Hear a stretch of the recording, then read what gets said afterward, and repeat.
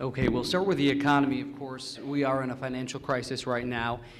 Do you agree with the way the President and Congress have attacked the problem in recent weeks? And if you were a senator right now, what would you be doing differently? Look, we were warned about this. Just a few years ago, Warren Buffett, our very own Warren Buffett, called these derivatives, these complex exchanges that we hear about now, credit default swaps and derivatives, called them economic weapons of mass destruction, and argued that we need stronger regulatory procedures so that we don't get ahead of ourselves in the debt that we owe. That's the house of cards that we've built because of a policy that essentially said, borrow, borrow, borrow, borrow.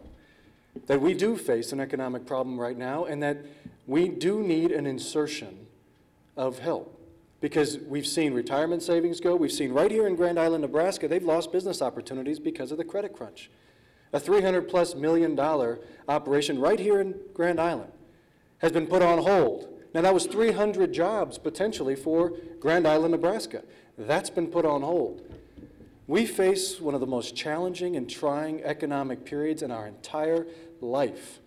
And the fact of the matter is, it was preventable.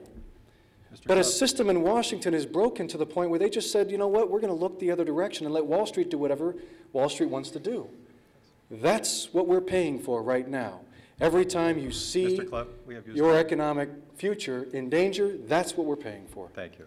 Yes, I was an economics major in college, and so I've studied the economic issues and the financial markets, and I know that over the past 30 years, beginning during the Ronald Reagan administration, then continuing all the way through the Clinton administration, there was a regular deregulation of the financial markets that had been set up in the 1930s after the Great Depression. We set up all these firewalls in our financial house so that any fire that started in one part of our economy wouldn't spread to all the other parts of our economy. Now, both parties have bipartisan support of deregulating the financial markets. Now, a fire started in the mortgage industry, and everyone had invested in these bad mortgages. Now, the whole economy is tanking, and it's affecting the entire world. We need to bring back those regulations, which we didn't with this $700 billion bailout. That was a huge mistake to just give the investment bankers who caused the problem, you know, our money. We should be investing in real communities and real people's jobs. Let me answer your question very directly. You asked if we agreed with the White House approach and the Treasury approach. And I would tell you, I did not agree with their first bill that came out. Here's why. It gave way too much power to the Department of Treasury with virtually no oversight. It was a 3-page bill. It just basically said, Mr. Secretary of Treasury, solve the problem, and here's a bunch of money to do it. As they worked their way through Congress, they had greater oversight.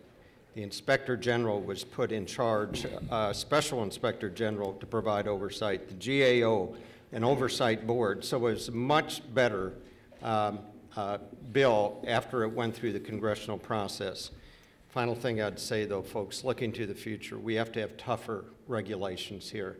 This idea that you go out and you get a mortgage with zero down, a low interest rate that triggers up, got us in big trouble, and a whole bunch of other things got us in big trouble. We need tougher oversight and regulations. Grand Island has sustained economic, social, and cultural scars due to the administration's policy allowing immigration raids as a method of enforcement. How would you promote immigration policy enforcement without hurting families, school districts, employers, small and big business? Very good question. Nebraska's economy has really been boosted by the immigrant workers who have come into our state and are contributing to our tax base, being good working citizens in our communities. And so I think this hysteria against immigrants is a very sad thing. You know, we need to protect our communities in terms of the rights of workers who had good paying, for instance, the meatpacking jobs back in the 80s.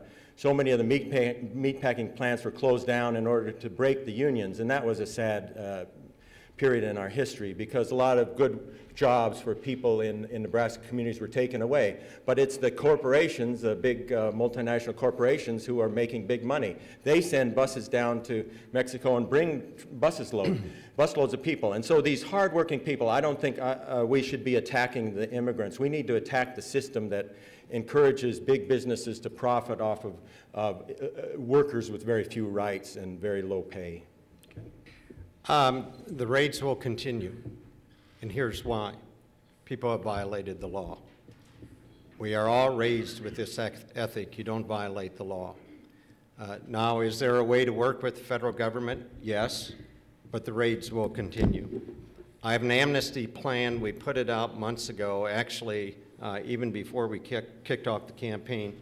Not amnesty plan, but an immigration plan that says no amnesty, border security. If you are here illegally, you have to return and come back into our country in a lawful way. Workplace enforcement, which is exactly what you are talking about. If you violated the law while you're here, you have forfeited your right to a pathway to citizenship. It's a tough plan. It is a fair plan. People understand and know the rules with this plan. Actually, Mr. Johans, you did have an amnesty plan when you were running around the country actually touting President Bush's amnesty plan. Now, I know that you've changed now that you're running for a different office.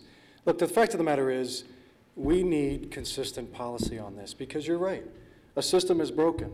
And towns like Fremont are having to take over to fix a problem that the federal government has been unable to fix. That we do need to recognize two things. We're a nation of immigrants. Immigrants have made us strong in this country. We're also a nation of laws.